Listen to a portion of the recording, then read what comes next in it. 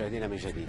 اختير المصري محمد صلاح نجم ليفربول أفضل لاعب عربي لعام 2017 في استفتاء الاتحاد العربي للصحافة الرياضية. الاتحاد نشر على حسابه الخاص في فيسبوك فوز صلاح بالجائزة عقب الاستفتاء الذي شارك فيه 100 صحفي رياضي من مختلف الدول العربية.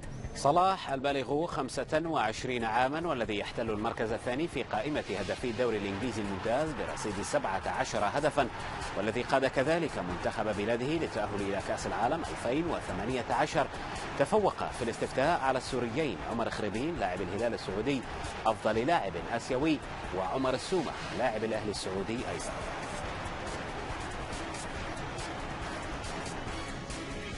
هذا وواصل محمد صلاح حصد الجوائز، ونال هذه المرة جائزة الأسد الذهبي لعام 2017 التي تمنحها سنويا جريدة المنتخب المغربية لأفضل لاعب أفريقي.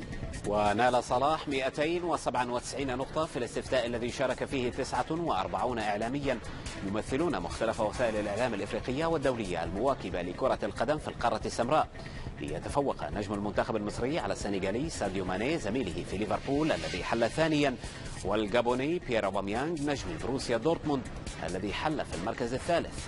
وهذا هو العام الثاني على التوالي الذي ينال فيه لاعب عربي هذه الجائزة بعد أن حصل عليها رياض محرز العام الماضي. حاز نجم تشيلسي